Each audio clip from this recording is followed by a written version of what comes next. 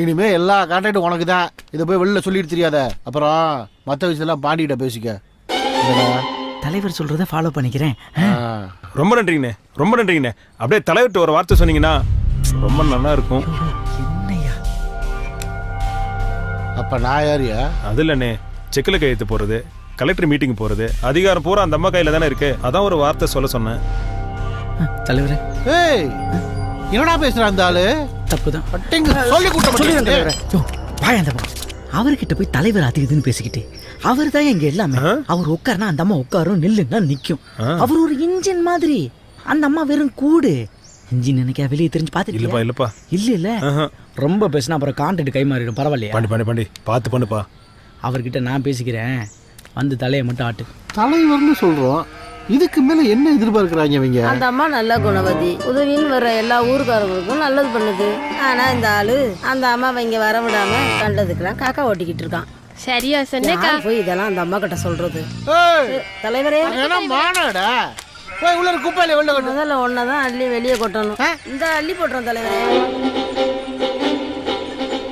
வாங்க வாங்க குட்டி. ஐயா வணக்கம் ஐயா. ராகிலா நல்லா இருக்கேன் ஐயா. ராகிலா இருக்கா? நல்லா இருக்கேன். இந்த வீடு விஷயமா தானே? ஆமாங்க ஐயா. வாங்க இதோ வரேன். உள்ள உட்காந்து பேசுவோம். வாங்க வரம் தலைவரே. போ போ. ஆட அனுப்பியாச்சு தலைவர். மகிழ்ச்சி. கணேசா லிஸ்ட்ல பேர் இருக்கான்னு பாரு. என்ன புரட்டிக்கிட்டு இருக்க? இல்லைன்னா சேர்த்துக்க. இருக்குங்க. எவ்வளவு ஒதுக்கி இருக்கு? 2,10,000 ஆடேங்க அப்பா, நல்ல பெரிய காரை வீட கட்டி வயசான காலத்துல குழு குழு படுத்து தூங்கு. ரொம்ப சந்தோஷம் ஐயா. இருக்கட்டும் இருக்கட்டும். அப்புறம் மற்ற விஷயம்லாம் பாண்டி சொல்லுவேன், கேட்டுக்க. இவன் தலைவரா இவன் பொண்டாட்டி தலைவரான்னு தெரியல. கொடுக்கறது அரசாங்க காசு, அதை கொடுக்கறதுக்கு இப்படி பண்றானுங்களே. மழைனால ரொம்ப பாதிப்பாயிருக்கு சார். அந்த விஷயத்தை கொஞ்சம் சீக்கிரமா முடிச்சு கொடுத்தீங்கன்னா கொஞ்சம் நல்லா இருக்கும். வணக்கம்ப்பா. இங்கே பாருங்க, நல்லா செயல்படுற பஞ்சாயத்து தலைவர்கள் யாருக்கும் எதையும் பெண்ணி வைக்கக்கூடாதுங்கிறது எங்களோட பாலிசி. அதனால வணக்கம்மா. வணக்கம். அதனால இந்த பட்டா சிட்டா மற்ற டீட்டெயில்ஸ் எல்லாம் உடனே கொண்டு வந்து தர சொல்லுங்க. எவ்வளவு சீக்கிரம் முடியுமோ அவ்வளவு சீக்கிரம் செஞ்சு கொடுத்தா. ஒன்று தெரிஞ்சுக்கமா, ஓட்டு போட்டு உன்னதான் தலைவியா தேர்ந்தெடுத்திருக்காங்க. அந்த இடத்துல உன் புருஷன் உட்காந்தா கேலி பண்ண தான் செய்வாங்க. புரியுதா? கலெக்டர் வரைக்கும் கம்ப்ளைண்ட் போகாம பாத்துக்குங்க. போச்சுன்னா பிரச்சனை உங்களுக்கு தான். இதை போன்லயே சொல்லியிருக்கலாமே தலைவரே. என்ன இருந்தாலும் மரியாதை நடக்கல சார். துரிதமா செயல்படுற தலைவர்களுக்கு செஞ்சு கொடுக்கறதுல எங்களுக்கும் சந்தோஷம் தான் தலைவரே. வாங்க தலைவரே. சரிங்க வாங்க. என்னம்மா? வணக்கம் சார். வணக்கம்மா. என்ன தலைவரை காணோம், நீங்க மட்டும் வந்திருக்கீங்க? பாத்துக்கங்கம்மா. வணக்கம் அண்ணே, நல்லா இருக்கீங்களா? பண்பழகி, வீட்ல எல்லாம் நல்லா இருக்காங்களா? வணக்கம்மா. நல்லா இருக்கேன். அப்புறம் என்னம்மா, போன மீட்டிங்லயும் பிடிஓ புருஷனை பத்தி கம்ப்ளைண்ட் பண்ணாரு, இப்போ கிண்டல் பண்ணிட்டு போறாரு. என்ன நடக்குது? ஒன்றும் இல்லைண்ணே, வேலையை பிரித்து கொடுக்கறதுல வயசு கூட கொஞ்சம் ப்ராப்ளம். அதான் என்னென்ன பண்ணுறது. ஏமா நிர்வாகத்தில் புருஷனை தலையிட விடுற? இதோ பாருமா பண்பழகி, மக்கள் ஓட்டு போட்டு ஜெயிக்க வச்சது ஒண்ணு. அரசு 50% இடஒதுக்கீட பெண்களுக்கு கொடுத்துருக்கிறதுக்கு பின்னாடி மிகப்பெரிய எதிர்பார்ப்பே இருக்கு. காந்தி, பெரியார், அண்ணா மாதிரியான பெரிய தலைவர்கள் உருவாக்கின சமுதாய மாற்றத்தை கொண்டு வரதுல இது முக்கிய பங்கு வகிக்குது. இந்த ஊர்ல ஆயிரக்கணக்கான பொண்ணுங்க இருந்தாலும் மக்கள் ஒன்னதான் பஞ்சாயத்து தலைவியை தேர்ந்தெடுத்திருக்காங்க. இது எவ்வளவு பெரிய வாய்ப்பு தெரியுமா? நீ மட்டும் சரியா செயல்பட்டா உன் கிராமத்துக்கு தேவையான எல்லா நல்ல வசதிகளையும் உடனடியா நிறைவேற்றலாம். பதவி இருக்குண்ணே, ஆனா இதோ பாருமா, மக்கள் உன்னை மதிக்கணும்னா, மனசார தலைவியா ஏத்துக்கணும்னா களத்துல இறங்கி வேலை செய்யணும். ஒரு தெருவில் தண்ணி பிரச்சனையா, லைட் எரியலையா, ரோடு சரியில்லையா, கழிவு நீர் சரியா போகலையா, இல்ல பெண் பிள்ளைங்களுக்கான டாய்லெட் இல்லையா, இப்படி எல்லாத்துக்கும் உன்னால உடனடியா நேரடியா தீர்வு கொடுக்க முடியும். இப்படிப்பட்ட அதிகாரம் உலகத்துல வேற யாருக்குமே கிடைக்காது. நீ மட்டும் உன் வேலையை சரியா செஞ்சா மக்கள் உன்னை மனசார தலைவியா ஏத்துப்பாங்க. கரெக்டு தானே, அதிகாரம் இருக்கு, மெம்பர்ஸ் யாரும் எனக்கு சப்போர்ட் பண்றதில்ல. இதுல எங்க வீட்டுக்காரர் வேற. இந்த பிரச்சனை உனக்கு மட்டும் இல்லம்மா, தமிழ்நாட்டில் இருக்க எல்லா பெண் ஊராட்சி மன்ற தலைவர்களுக்கும் இதான் பிரச்சனையே. அவங்கள பேரளவில் தலைவராக வச்சுக்கிட்டு அவங்க வீட்டில் இருக்க ஆம்பளைங்க தான் முடிவெடுக்கிற அதிகாரத்தையும் பதவி சுகத்தையும் அனுபவிச்சுட்டு இருக்காங்க. அண்ணன், தம்பி, அப்பா, கணவன், இப்படி யாரோ ஒருத்தர் தான் தலைவராக செயல்பட்டு இருக்காங்க. இது அண்ணனோட பிரச்சனையே. ஒன்று மட்டும் ஞாபகம் வச்சுக்கோமா, எப்போவுமே மற்றவங்க நம்ம கிட்ட அதிகாரத்தை அவ்வளவு சீக்கிரம் கொடுத்துட மாட்டாங்க. நாம தான் அதை தக்க வச்சுக்கணும். அரசாங்கம் உனக்கு அதிகாரம் கொடுத்துருக்கு. மக்களும் ஓட்டு போட்டு தலைவிங்கிற அதிகாரத்தை கொடுத்துருக்காங்க. அந்த அதிகாரத்தை உறவுங்கிற பேர்ல மத்தவங்க உன்கிட்ட இருந்து தட்டி பறிக்காம பாதுகாத்து உன் கடமையை நீ நிறைவேற்றணும். புரியுதுண்ணே, இனிமேல் கவனமா நடந்துக்கிறேன். உனக்கு ஒரு உண்மையை சொல்றேன், தெரிஞ்சுக்கோ. உலகத்திலே சிறந்த நிர்வாகிகள் யாருன்னா அது பெண்கள் தான். சிக்கலான நேரத்துல கூட சரியான முடிவு எடுக்கக்கூடிய திறமை உள்ளவங்க. ஆனா இந்த ஆணாதிக்க சமுதாயம் அதை அவங்களே நம்ப விடுறதில்ல. தமிழ்நாட்டில் இருக்க 12,500 பஞ்சாயத்துல சிறந்த 25 பஞ்சாயத்து எதுன்னு பாத்தீங்கன்னா அது பெண்கள் நிர்வாகம் பண்ற பஞ்சாயத்து தான். அப்படிப்பட்ட ஒரு தலைவியா நீ வரணும்னு ஆசைப்படுறேன். முதல்ல நீ உன் திறமையை நம்பு. நிச்சயம் நீ ஒரு நல்ல தலைவியா வருவ.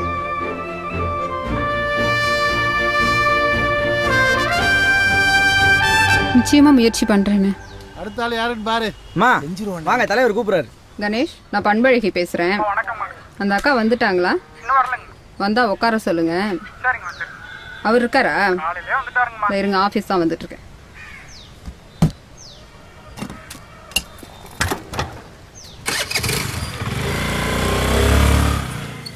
தலைவரே வந்துட்டாங்க. வாங்க வாங்க. வணக்கம் வணக்கம் வணக்கம். வணக்கம் ஐயா. கணேசா, லிஸ்ட்ல பேர் இருக்கான்னு பாரு. தலைவரே, அவங்க பக்கத்தூர் பஞ்சாயத்து.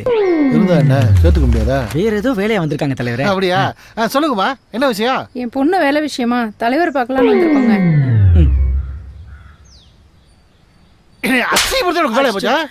தலைவரே, இதை பாருங்கம்மா, இது பொம்பளை வார்டு. அதனாலதான் என் முட்டாடி கழுதை நிப்பாடி ஜெயிக்க வச்சிருக்கேன். இல்லைன்னா நான் தானே தலைவர். என்னடா? இல்ல, ஆமா தலைவரே. வா கண்ணு, வந்து ரொம்ப நேரம் ஆச்சா? வாங்கக்கா. இவர் எதுவும் சொன்னாரா? போங்க. நீங்க என்ன பண்ணிட்டு இருக்கீங்க இங்க? போங்க.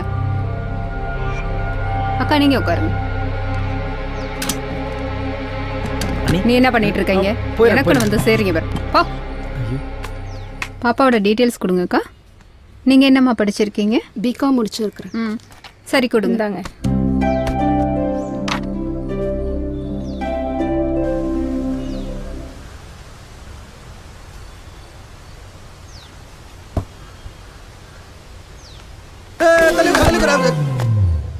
ஏன்டா அந்த அவசரத்துல போடா. சாரி தலைவரே. தள்ளி உட்காரா. போயாயோ, இதுக்கு மேல எங்க தள்ளுறது? அந்த சேர்றா இவர். கணேசனே, அம்மா இந்தாங்க, இதான்னு பாருங்க. உங்ககிட்ட எத்தனை வாட்டி சொல்லியிருக்கேன், நான் இல்லாத நேரத்துல ரூம் ஓபன் பண்ணாதீங்கன்னு. என்னம்மா பண்ண சொல்றீங்க? உங்க வீட்டுக்காரா போயிட்டாரு, சொல்ல முடியல. எல்லாம் ஒரே மாதிரி தான் இருக்கீங்க, போங்க. அக்கா, பஞ்சாயத்துல எங்களால வேலையெல்லாம் வாங்கி தர முடியாது. ஆனா கலெக்டர் கிட்ட ரெக்கமெண்ட் பண்ணலாம். பாப்பாவோட டீட்டெயில்ஸ்லாம் கொடுத்துட்டு போங்க. என்னால முடிஞ்ச வரைக்கும் முயற்சி பண்றேன். ஆனா என்னையும் நம்பிட்டு இருக்காதீங்க. சரிக்கா, நான் பாத்துக்கிறேன். சரிங்கம்மா, நாங்க வரோம். வரேங்க. பார்த்து செய்யுங்க. சரிங்கக்கா, நான் பாத்துக்கிறேன். என் குடும்பத்துக்கு ரொம்ப உதவியா இருக்கும். வரோம். வரேங்க்கா. சரி கண்ணு, என்ன நினைச்சிட்டு இருக்க நீ? கண்டதுக்கெல்லாம் கையை நீட்டுற, காக்கா ஓட்டுறன்னு ஊரே நீ அசிங்கப்படுத்திட்டு இருக்கு. இப்படியே போயிட்டு இருந்தீங்கன்னா நான் தான் ஜெயிலுக்கு போன பாத்துக்க. ஏற்கனவே என் இடத்துல உட்காந்துட்டு நீ தான் ராஜ்யம் பண்ணிட்டு இருக்கன்னு எல்லாரும் பேசுறாங்க. இது மட்டும் கலெக்டர் வரைக்கும் போச்சு, நான் தான் கம்பி என்ன பாத்துக்க. ஏய், எங்கடி உள்ள போற? போடி. வீட்டில் போய் மாட்டை பாரு. நாட்டை நாங்க பாத்துக்கிறோம். போடி வா. போனியலா? உங்களைத்தான் கேக்குறேன், போனியலா?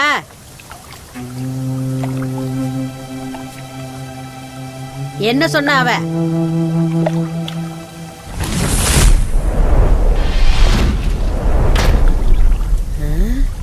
அப்படியா சொன்ன அவன்?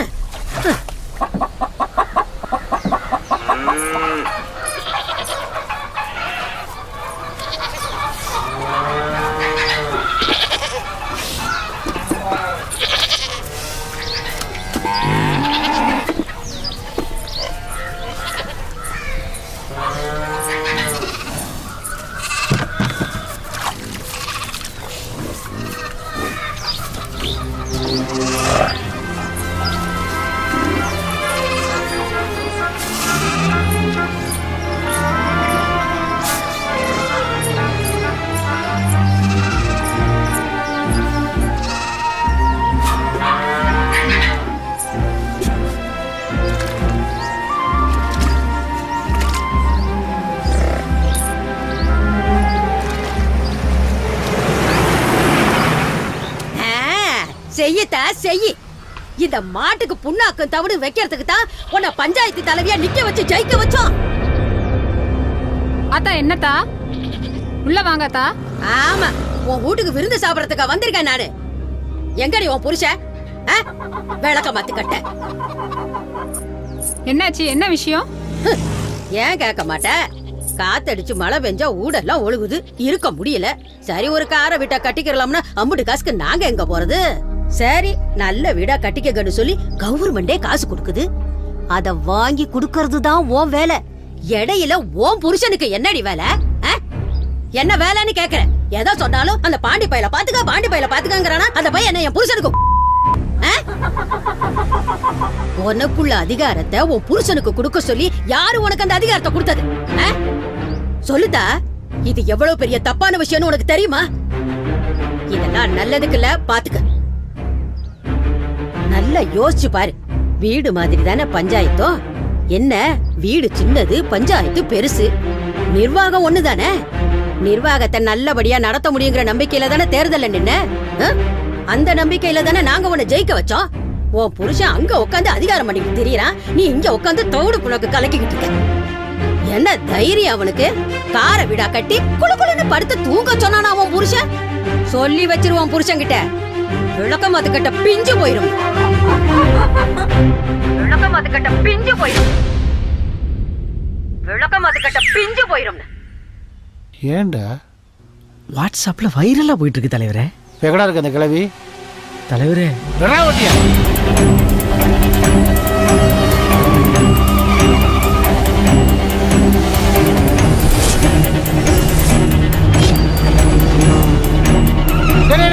அந்த கிழவி இங்கே பாரு. திருப்பிட்டேன்.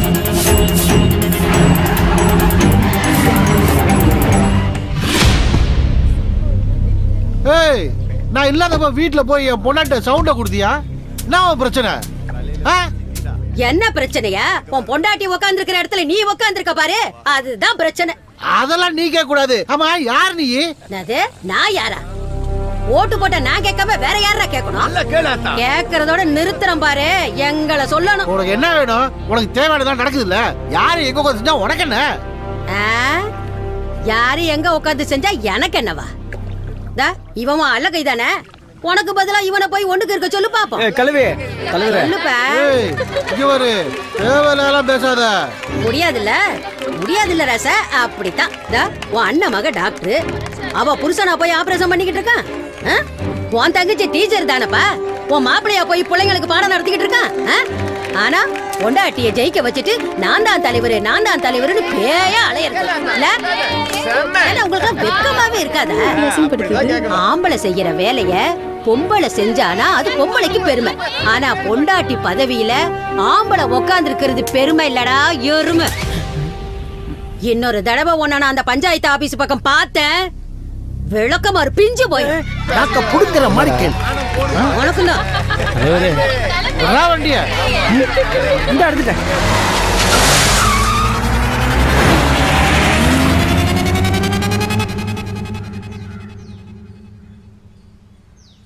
வணக்கம் மேடம். வணக்கம் மேடம், லேடி பஞ்சாயத்து தலைவர்கள் பற்றி ஒரு டாக்குமெண்ட்ரி பண்றோம். அது குறித்த சில விளக்கங்களை கேட்டு தெரிஞ்சுக்கலாம். தாராளமா. ஓகே மேடம், இந்த தலைவர் பதவிக்கு நீங்களா விருப்பப்பட்டு நின்னீங்களா இல்ல மத்தவங்க யாராவது வற்புறுத்தி நிக்க வச்சாங்களா? உண்மையை சொல்லணும்னா ரெண்டும் தான். கொஞ்சம் விளக்கமா சொல்லுங்களேன். உண்மையை சொல்லணும்னா காலேஜ் முடிச்சுட்டு கல்யாணம் பண்ணி குழந்தை குட்டின்னு சொல்லி லைஃப் வேற ஒரு ஸ்டைலில் போயிட்டு இருந்துச்சு. அப்போ எங்கள் வீட்டுக்காரரு நம்ம பஞ்சாயத்தை வந்து லேடிஸ் தொகுதியாக அனௌன்ஸ் பண்ணி இருக்கிறதா சொல்லி என்னை நிற்க வச்சார். ஓகே, இப்போ குடும்பத்தையும் பதவியும் பார்க்கறது எப்படி முடியுதா இல்லை குழப்பமா இருக்கா? ஆரம்பத்தில் கொஞ்சம் குழப்பமும் பயமும் இருந்துச்சு, ஆனால் போக போக சரியாயிடுச்சு. இன்னும் சொல்லணும்னா முன்னாடியை விட இப்போ தான் நல்லா பண்ணிட்டு இருக்கேன். எப்படி சாத்தியம் மேடம்? கலெக்டர் ஆஃபீஸில் இதை குறித்த சில பயிற்சிகள்லாம் நடத்தினாங்க. அதை சரியாக கவனித்து புரிஞ்சுக்கிட்டேன். அது இல்லாமல் நம்ம பஞ்சாயத்து தலைவர் கனி அண்ணன் எனக்கு சில அறிவுரைகள் கொடுத்தாங்க. ஓகே, ஆனால் நீங்கள் வீட்டையும் அவர் ஆஃபீஸையும் பார்த்துக்கிறதா வெளியில் பொதுவாக பேசிக்கிறாங்க. அதை பற்றி நீங்கள் என்ன நினைக்கிறீங்க? அவர் அரசியலில் இருக்கிறதுனால அவருக்கு நிறைய எதிரிகள் இருக்காங்க.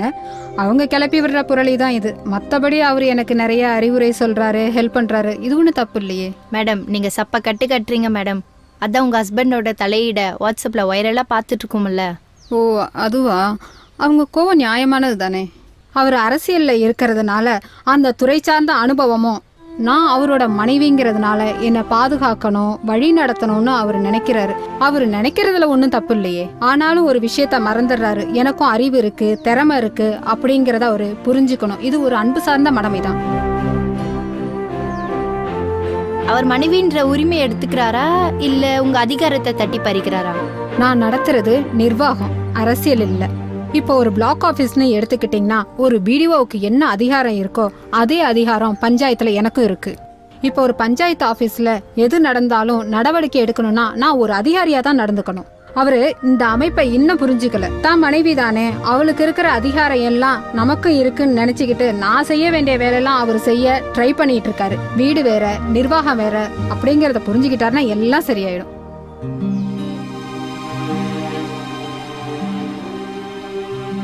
தெளிவா பேசுறீங்க மேடம். எப்படி சமாளிக்க போறீங்க? இப்போ நான் பரவாயில்ல, என்னை மாதிரி இருக்கிற நிறைய பொண்ணுங்களுக்கு வீட்ல அப்பா, அண்ணன், தம்பி, மாமனார்னு ஆண்களோட தலையீடு நிறைய இருக்கு. இதனால அவங்க ஆபீஸ் கூட வர முடியாம போகுது. பொதுவா அவங்க என்ன நினைச்சிட்டு இருக்காங்கன்னா இந்த இடஒதுக்கீடு, பதவி இதெல்லாமே அவங்களோட அதிகாரத்தை அவங்க நமக்கு ஏதோ விட்டு கொடுக்கற மாதிரி நினைக்கிறாங்க. நடைமுறையில அப்படிதானே மேடம் இருக்கு. அது மாறணும். 50% ஒதுக்கீடு இந்நாட்டு பெண்களுக்கு கொடுக்கப்பட்டதை தவிர பல ஆண்கள் நினைக்கிற மாதிரி அவங்க பொண்டாட்டிக்கோ மகளுக்கோ மருமகளுக்கோ கொடுத்த ஒதுக்கீடு இல்ல. ஆண்கள் நிறைய மாறணும். தங்கள் மனைவி, மகள், மருமகள் அப்படின்னு முன்னிறுத்தப்பட்டிருக்கின்ற பெண்களுடைய திறமையை அவங்க புரிஞ்சுக்கணும். அவங்களுடைய அறிவையும் நடவடிக்கையும் ஏத்துக்கணும். பெண்களை மதிக்கணும். அப்பதான் இந்த நிலை மாறும். எப்போ இதெல்லாம் சரியா நடக்கும்னு நினைக்கிறீங்க? மாறும். இப்ப என்ன பாருங்க, என் கணவர் எனக்கு தனிப்பட்ட முறையில அறிவுரை சொல்றதோட நிறுத்திக்கிறேன். ஆபீஸ்க்கு வரதையோ முடிவுகளை எடுக்கிறதுல கலந்து ஆலோசிச்சு வெளிப்படையா சொல்றதையும் நான் அனுமதிக்கிறதே இல்ல. 50% ஒதுக்கீடும் பெண்கள் உள்ளாட்சி அமைப்புகள்ல பதவியில இருக்கிறதும் இந்திய அரசியலமைப்பும் தலைவர்களும் பெண்களுக்கு கொடுத்த உரிமை. அது வீட்டுக்காரரோ அல்லது வீட்டுல இருக்கிற ஆம்பளைங்களோ நமக்கு விட்டு கொடுத்த சலுகை இல்ல அப்படிங்கறத பெண்கள் புரிஞ்சுக்கணும். வீடு வேற, நிர்வாகம் வேறன்ற தெளிவான முடிவு ஒவ்வொரு பெண்ணும் பெற்றுட்டா எல்லாம் சரியாயிடும். நன்றி மேடம். இந்த தெளிவான சிந்தனையும் பேச்சு கேட்கிற பஞ்சாயத்துல இருக்க எல்லா பெண் தலைவர்களுக்கும் நம்பிக்கையும் தைரியத்தையும் கொடுக்கும். வாழ்த்துக்கள் மேடம். நன்றி, வணக்கம்.